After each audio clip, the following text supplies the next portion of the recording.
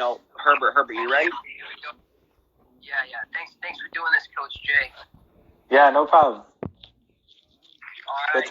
Good to connect with you guys. He's the added strength and conditioning coach for St. Lawrence College up in Kingston, Ontario. Yeah. Also worked with Team Canada's junior national team basketball. He's also well known from the Humber Association, Humber alumni. And if you're an athlete and you don't know him, you might be living under a rock. So, Coach Jay, tell us about who you are and how was the journey like? Yeah, well, like you mentioned, I've just finished up my second year at St. Lawrence College up in Kingston. Spent some time with Seneca College before that, and Humber College before that. Being in the OCAA, just finished up my 9th year. Humber grad, like you mentioned, from fitness and health promotion. And I've had some national team experience with Canada basketball, different age group levels, and then with Hockey Canada as well. Spent some time with them as well. So, yeah, it's been a great experience, a long journey. But yeah, I'm happy where I am right now and excited to chop it up a little bit about basketball. What's up? All right. So, Coach Jay, tell us a little bit about your week, man. Like, what have you been up to? I know everyone's got a lot of downtime right now. So, what are things that you're working on, and what's the next project for you, I guess, per se? Yeah, it's been an interesting week for everybody. First couple of days might feel just like a Saturday where people weren't doing a whole lot and just kind of like hanging out and waiting to see what was going to happen and what was going to be closed and things like that. And now that we've settled in and now it's okay, we're things are closed, we're kind of shut down, and so it gives you a good opportunity to catch up on things that you couldn't catch up on before, whether that's finishing the book you started, connect people that you haven't got a chance to connect with during in my case during the school year. No doubt. So we've done a lot of that. A lot of people are throwing some great stuff on Instagram Live and Zoom calls and this kind of stuff. So jumping in some of those, doing some reading, doing some work as well, right? It gives us a chance to catch up and debrief about the year and prepare for the summertime and still trying to connect with as many athletes as we can. Through Zoom calls, through Instagram, things like that, just making sure that they know that we're here for them. Right. As they get back to school next week in academics and online delivery and things like that, they know that we're still here for them. Yeah. And working out, trying to be active, things like that, right? Trying to keep young. Yeah. So Herbert, take it away, man. Yeah. So Coach. So tell us, right? Because a lot of kids out there like, oh, I'm just gonna ball, and probably don't need a lot of training, and then they step on the court, or like, wow, that guy bodied me on the court. So tell us about the benefits of strength and conditioning in the college sector, and the importance of it in terms of like keeping your body sharp. Talk about longevity as well, and lasting for the whole season. Yeah, well, first shout out to my buddy Joe who just jumped on. But yeah, I mean, when you come to the college level, it's an adjustment, right? You see that right away. It's kind of you go through that adjustment in high school when you go. Maybe you're a young player playing up in the senior level, but you're a grade 10 or you're a grade 11. You see that your difference in the maturity of the players. But it's a whole nother level in college. There's no age restriction, right? So you could be playing against a guy that's 24, 25, 26, who's coming, for 1 year, who maybe played CIS basketball before or youth sport basketball, or NCAA basketball, and, you're 17 or 18. So it's a big jump. And so that physical piece becomes a little bit more of an emphasis, right? It's maybe something they didn't do in high school. Because like you said, they got off on their skill and that's okay. That was okay at that point, right? Right. But at a certain point, the skill kind of catches up and evens out. No doubt. And so it's the guys that take care of their body, the athletes that take care of their body that can. Okay. Since you touched up about transitioning from high school to college, right? Yeah. Did you notice anything about how it is now compared to before? Are athletes taking care of their body? Are athletes more in tune into going and lifting in the gym and then talk about like training and performance? Yeah, I think it's getting better. I think when I started, a lot of kids, weren't in the gym. They just cared about basketball. They just were, practicing and skill work and things like that. I think it's getting better. I think there's more individual trainers that are exposing these kids to things. I think there's more facilities that are doing basketball stuff, so kids are training there. And there's more information, right? There's more, pros are posting workouts and things like that. So it's more out there. So better now. I like that. It's athletes, if you guys are hearing this, y'all gotta get in the gym, yo. You're gonna start doing push-ups at home around this time, because we are having a little bit of resources at home. So like I said from our last Instagram live, body weight training is the way to go right now. So yeah, for sure. Yeah. I'll leave the camera here focused with Herbert. So I wanted to ask you, Jay, I know you mentioned that, hey, guys you see other guys catching up to other players or vice versa. So what is the thing that you can say for athletes that are just a naturally big body, brute strength, where do you see the drop off with those guys, or do they just continue to dominate? Yeah, I mean, if a kid matures a little bit faster than another kid, he's gonna dominate for that period of time, right? And maybe those other kids catch up to him, or maybe they have to do a little bit more work to build their body, right? It's not as natural, right? Right. Like a kid like Zion Williamson or LeBron James, or these kids that are just, they're just physical guys, right? They're just big guys, Dwight Howard, things like that, right?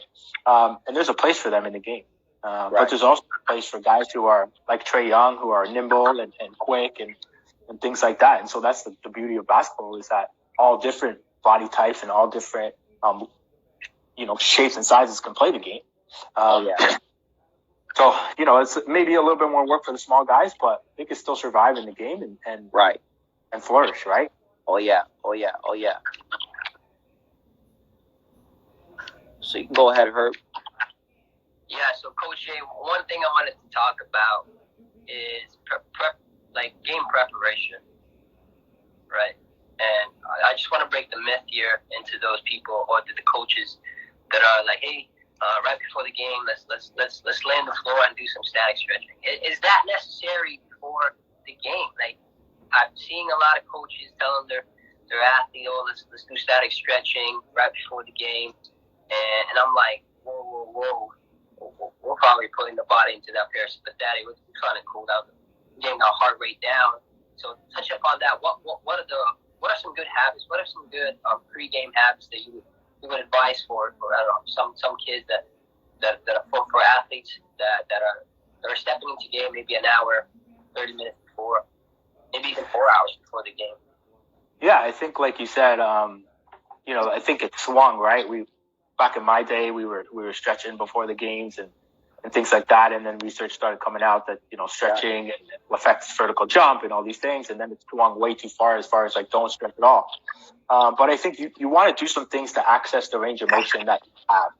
So you're not going to increase it at the game period, but you can access what you have. And what happens during the day, we're sitting a lot. We're in class if you're a student. You were on the bus when you were going to the game, or you were on the plane if you were flying to the tournament or whatever. And we're shrinking that access, right?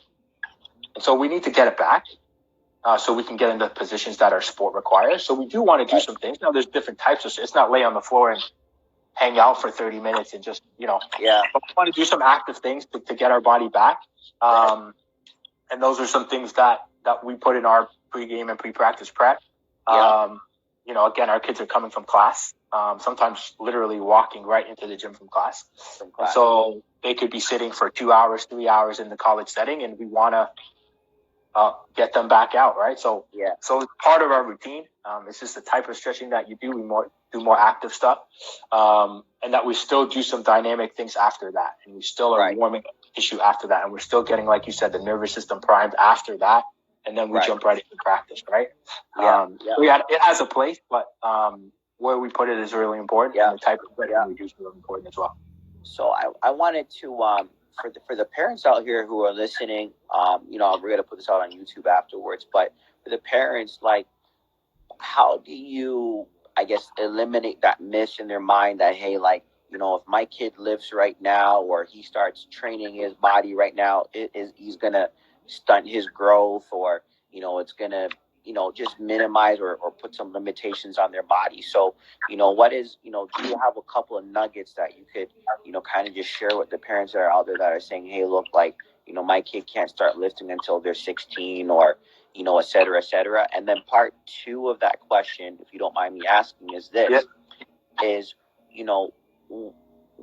how, like, where have you seen, I guess, the encouragement for prep, not even just prep schools, but like grassroots programs, high school programs, to really say, like, how do you encourage those programs to say, look, we really need to get a strength and conditioning coach or a performance coach in here to help our athletes? And why do you feel like the coaches feel like they can actually do that job versus hiring someone to do it? Yeah, so they go hand in hand, those questions, right? So, if you're a young athlete, or if you're a parent, we want to start to prepare their bodies for what's happening on the court. We're asking their body to absorb a lot of force, within the sport, and redirect your body and deal with the physical aspects of the game.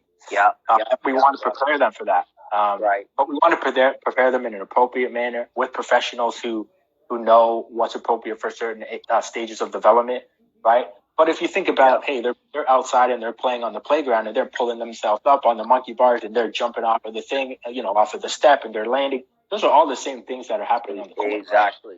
And so it doesn't look like weight training, right? It just doesn't look like, I'm not saying you're getting onto the bench press bar and you're putting on 300 pounds. But we do want to start to work at body weight stuff, which a lot of people are doing now because of the self-isolation. The push-ups and the squats and the lunges and the planking and things like that. That you don't need equipment for, you don't need a gym membership, and it's self-limiting. When you can't do anymore, you can't do anymore, right? And so you're not usually going to grind out the last few. You're going to stop and try again the next time. So that's kind of what I preach. Again, like, how can we integrate it into our club system and our youth basketball system? It's reaching out to skills trainers, maybe that have a background in it as well. And when they come in to do some skill work with your team, maybe we're putting that in, right? Maybe it's, reaching out to professionals in your area, whether that's the college that's in your area or the university that's in your area. And maybe they're having a camp, or maybe they can come out one time and show your group some things. And then you can take it from there, right? But it's just reaching out. When I was home for Christmas break, I was able to go. My cousin's a high school basketball coach in Hamilton. Was able to go put in some warm up things and talk to them a little bit about taking care of their bodies, and that was great. And he can follow up with me, and he can continue to run some of that stuff. But that's the key, just reaching out. It's not as out of reach as we think it is, right? There's a lot of people around. There's a lot of students looking for experience that can volunteer and maybe part of their placements and things like that, right? So it's available for sure. Oh yeah, no doubt. Well, thank you for that. So Herb. Yeah, so you talked about reaching out to these athletes, and reaching out to the people, right? Well, what are some good habits that we can build upon? And what are some good habits that we can build upon to just to get the ball rolling? Sometimes it's actually tough to just like, hey, let me get out of bed, and rather we don't. Some athletes don't. Some people just kind of like, let me just scratch that off and not even do it. And like, how easy is it to just get the ball rolling? What are some habits that you would recommend for athletes to just start right now? Let's say after this podcast, after this call right now, they can start off like 2-3 little things they can just do at home right now. Yeah, for sure. I think this is an interesting time, right? Because the alarm's not going off. It's 7 a.m. to get this. That we maybe fall out of habits, right? And we're waking up a little bit later, and we're maybe skipping breakfast, especially kids at the college level. They're probably waking up at 10 or 11 o'clock, right? So they're missing breakfast, right? And so, it's getting back to the habits that maybe we have during the school year. But habit number one is eating breakfast. I think, I talk to my kids all the time about it, but they're quick to hit the snooze, right?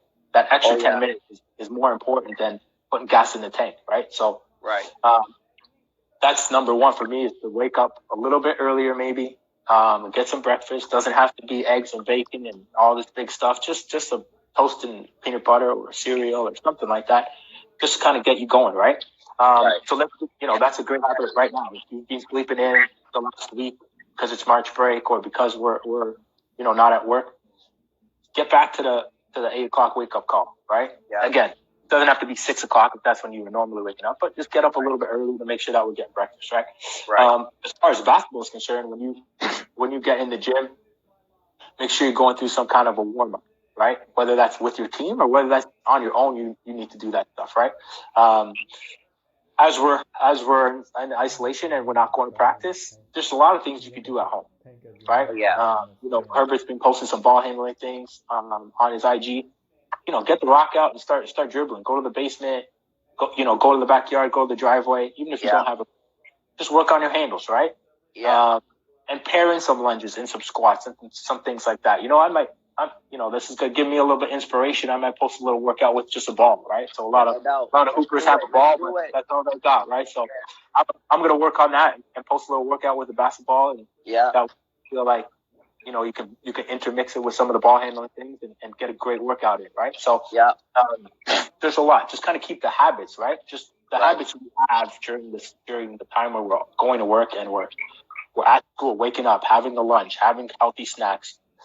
Getting some work in as far as strength and conditioning or reading or basketball work or whatever. Keep those going. Again, the first couple of days of this felt like a weekend, people just hanging out. Now we got to get back to business so we don't lose all the games that we had picked up during the school year, right? Oh, yeah. So kind of, and thanks for that. So kind of to wrap this up a little bit, one more question is that it's kind of a baked in. So we see athletes like like you said, you highlighted earlier, LeBron, and you have Zion, and I think those athletes, they are an anomaly, right? So I guess the second part of this is that when you see athletes who do stretch versus athletes who don't stretch, what are the gaps in their physicalities from a performance perspective? And then from your experience, seeing guys at the professional level, have you seen high performing athletes that don't take care of their body and who are an anomaly, and what has happened to their career?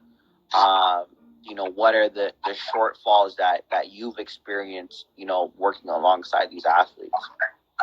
Yeah, a couple of things with that, right? Like you said, there's always going to be exceptions, right? I mean, if we take to sprinting and track and field, when Usain Bolt was dominating, everybody was like, okay, cool. If you're 6'6", then you're going to be a sprinter. Whoa. That's not really what the case is. He's just an exception. If you kept looking across the start line, a bunch of 6'6" guys, you saw the typical body of track and field. And then you had Usain Bolt, right? And so the same thing happens in hoops, right? You think about LeBron, and he's a specimen, and he's been playing 20 years, but the things that go unseen, right? The way he takes care of his body is outrageous, right? I think there was an article on ESPN a couple years ago about the actual investment, monetary, financial investment that he puts in his body, and understands that he wants to play, until years. Yeah, 20. And he's playing deep into the playoffs every year, right? Right. His season's really short. He doesn't have the time to recover, so he needs to make sure that he's doing it through the season, right? That's what we try to get across to everybody is you're making deposits in a bank account, right? When you think about stretching or you think about nutrition, right? You can't see that right away. You can't see. And if you look at it, if you look at it right away, it doesn't seem like a lot. Like if every day I said to you guys, every day put $1 in your bank account, right? And you look at it every day and you're like, oh, I have $1. Well, I have $2. I don't have anything. That's not a lot of money, right? That's not going to do anything, right? Right. A week goes by, $7. Oh, that's only $7, right? But you look at it in December, if we did it in January, and you're like, oh, I got $350 in here. Yeah. Now I'm cooking, right? Yeah, now you're cooking. Stretching's the same way, right? If we're putting those deposits in every night after practice, right? Yeah. every single night. And then we need to take it out because, you know, our schedule picks up, right? Right. It'll be there for you. But if I'm not stretching every night, I'm not making those deposits, then what happens if it's down the line, right? Especially in the summertime where guys are playing more tournaments and there's more travel involved, right? Right. Oh, my knee's a little sore, my back's a little tight. Well, we weren't making deposits in January and February, right? Right. So that's why we try to stress to our athletes is to make sure that we're stretching every day. And it doesn't have to be a whole 25-minute, 30-minute thing. Right. What are the ways we moved on the court today? What are the muscles we used on the court today? Let's just work on those. So it's 2-3 things. That's it, right? Right. What are some typical areas in basketball? So if we had a big defensive practice, right? And we did a lot of defensive drills and we did some shell and we did some 5-on-5 and we did a lot of defensive stuff. Right. We're going to work on our adductors and our groin and stretch those areas, right? Our hips, because that's what involved, right? If we have more of a light practice, a little bit shooting, like up and down, but nothing like full speed, right? Okay. Well, maybe I'm going to look at my cast now, right? I'm going to look at the cast. I did a lot of jumping, maybe not really high jumping because I was shooting, but I did a lot of volume in jumping, right? Right. Because I was doing a lot of shooting, right? So now I'm going to look at my, right? I'm going to stretch those areas, right? And so just look at that. Look at what you did. Look at the areas that are typically tight in yourself. Hey, I always notice this left side's a little bit tighter than my right side. Okay, cool. Like we'll spend some time there, right? So it's looking at that. We have a few go-tos, like every practice, we're looking at our calf, we're stretching our calves every practice, we're stretching our quad every practice. Because in basketball, those are the areas that are high need, right? We're always in that triple threat position. We're always squatting down. The quads are getting tight, pulling on the patella, and then it's like, oh, my knee's hurting. Oh, my bottom of my knee's hurting. Right. We're not, right? So it's a big area for us. Again, there's always going to be guys and athletes that I'm cool, coach. You know, I'll be all right. Yeah. And you may be today. You may be all right today. But over a period of time, it's gonna cost you. Exactly. Come playoff time, you know, come tryout time for high school kids. Then it's like, oh, I can't go today. I'm real sore. I'm real tight.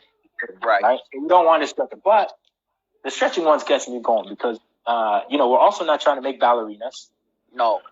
You know, and gymnasts, we don't need to be doing the splits, and we don't need to be putting our leg back here. We don't need to be doing that. Right. But we don't want to be so tight that it's pulling us out of alignment, right? And it's causing other issues. So the way I'm going to explain it, this is a great, you know, you were asking for a nugget. I can't take credit for this. This is Coach Andrea who's at the University of Texas. She wrote a great book called Power Position. Okay. So it's about basketball. It's about strength conditioning in general, but she was with Kansas for a long time before she went to Texas. And she explains it like this. Your muscles are like a spring, right? But there's different types of springs. So you guys have seen a slinky before, right? Remember that toy? Right? It's a spring, right? Yeah. Toy Story. Right, Toy Story, right? The dog and toy, exactly, right? So it's a spring, but it's really mobile, right? It can move, it can bend, right? Yeah. So remember that in your head. Remember the slinky in your head. Yeah. But then we think about a car shock. You know, when the wheel well, the shock of a car. Oh yeah. The hydraulic. Right. Also a spring, right? Right. But it's really stiff. So it goes this way, but it's really, really stiff. It doesn't move this way a lot, right? Right. So we don't want that either. And we don't want a slinky. If you guys have seen a trampoline in the backyard, those big ones. Yeah. Right? You know the springs that hold the trampoline? Yeah. They're really tight. Now, right. They're tight, but they do this too though, right? Yeah, they have some give. Right. That's what we want. We want spring because we need to be explosive in basketball. Right. But we need movement because we need to get down in defensive positions, right? Right. We need each bounce. We need to be able to move and guard our position, right? We want the middle. We want the trampoline spring. We want the trampoline. Right. We don't want the slinky and we don't want the stiff shock. So that's a great way to think about it when we think about flexibility and mobility within our body for specifically for power sports like basketball. Okay. All right. Appreciate it. I think a lot of people that might have went one ear and the other, but there's a lot of knowledge into that. Athletes who are listening, please take that into your bag. Yeah, and drop the dollars into your bank account each day. Yeah, we drop the knowledge here. Like what Coach Jay said, you don't want to be very, very stiff like that. The shock or like that spring shock from the car, but you want to be a trampoline. where you can be moderately springy and moderately stiff, but very, very springy as well, and so that you can achieve your maximum optimal flexibility or mobility for your sport. And so, Coach Jay, you talked about like the bank. I like that analogy with the bank. Like $1 here today, but 365 days from now is going to be $365, right? And I think that's what people are like athletes are not looking at, is that it's consistency, right? Because some people nowadays want it so fast. Yep. Like, hey, they'll stretch today, or like they'll do their calf stretch, and they might not even feel it the next day. And they're probably like, oh, I don't feel it today. But like what you said, they're going to feel it when the season's coming to an end, or they have that overuse of injuries, right? And, you know, the patella's hurting, their knees hurting because they didn't stretch that quad throughout after the game practice or after the game. Yeah, exactly. It takes time to create that tightness and create those pains, but it also takes time to let it go away, right? So we have to be patient with it. We have to be consistent with it. Again, like you said, it's not going to be a one-time I stretch once and now my knee doesn't hurt. It's going to take time. Yes. But just like the other skills on the court, just like you can't shoot like Steph Curry the first time you shoot a basketball, right? It takes time to develop those skills, right? It takes time, over months, over years. And then you're like, oh man, okay, I'm shooting 70% from my free throws, I'm shooting better percentage, or 3-point, I'm shooting better percentage. It took time, right? Yeah. And taking care of your body and the physical aspect is the same thing, right? Yeah. Whether that's stretching or whether that's lifting weights too, right? Yeah. So, Coach Jay, we're Big gonna wrap it up, but I appreciate you. I think one of the things I wanted to ask you, and I think it's gonna be is, you know, I know you do some basketball stuff. If you could show, like, you know, and we're happy to, you know, share it on our profile, like a, you know, couple stretches, you know, things, you know, maybe just talk through it, you know, whoever's filming it for you, you know, just, you know, give some talking points as you go through some of these stretches. And I think these are things that, you know, we can share with our audience, and, you know, hopefully they buy into it, because I think, you know, you have a lot of knowledge, and we definitely want to bring you back on the show for a different segment, and talk about other topics. But, you know, like, trust me, your knowledge is an investment, and I appreciate it. No, I appreciate the time. Yeah, I'll put some stuff out there. I think, you know, part of this time for me is to be a little bit more active on and get some stuff out there that I don't always have time to post up. So I think that's a big area of need is what do we do after practice, or what do we do after fill session, and I'll work on some stuff and throw it out there and make sure you guys. Nobody's busy nowadays, so we good. Busy's not an excuse now. So exactly. But yeah, so Herbert, you anything to wrap up, or we good to go? I think there's a lot in that 30-minute segment that we just did, Coach Jay here. We appreciate everything you do for us, and we appreciate everything you've done for this podcast, sharing knowledge to the people, for the athletes, and probably just for the general athletes out there. So the last question, what's next for you, man? Do you have anything else that's going on this coming summer that people want to tune in for? Oh yeah. Yeah, for sure. So I'm in the process of working on a workshop for coaches and skill trainers on the warm up, kind of on the preparation side of skill sessions and practice games. That date is May 9th. In Oakville. Hopefully it's, we're watching the news and making sure that we can still run it at that time. But, I'm putting some stuff out there as far as my social media, leading up to that. So, waiting and seeing this week about if that date's going to change, but, mid-May or June, we're going to run something. So I'm working on that. I think it's a huge area. Coaches aren't sure what to do. Athletes aren't sure what to do. You see a lot of the ball handling stuff that professional players do before the games, a lot of the shooting drills that they do before the games. But you don't see a lot of the mobility work, and you don't see a lot of the physical preparation that they do. And so, kids are not sure where to go on that standpoint. So hopefully getting something out there, and just continuing to connect over this time. I use the summertime to try to connect with coaches, whether that's going to see them or doing things like this. So I'll continue to do that. Anybody out to my social media, DM me. I'm pretty quick to respond. So, and that's why I'm most active is on Instagram. So, feel free to reach out that way, and I'll get back to you for sure. All right. So yeah, we're gonna keep the fire burning. Thanks, Coach Jay, for hanging out with us this afternoon, and we're wishing everybody a great day. Yeah, I appreciate it, guys. Yeah, have a great weekend as well. All right. Thanks, bro. All right. Peace. All right, peace.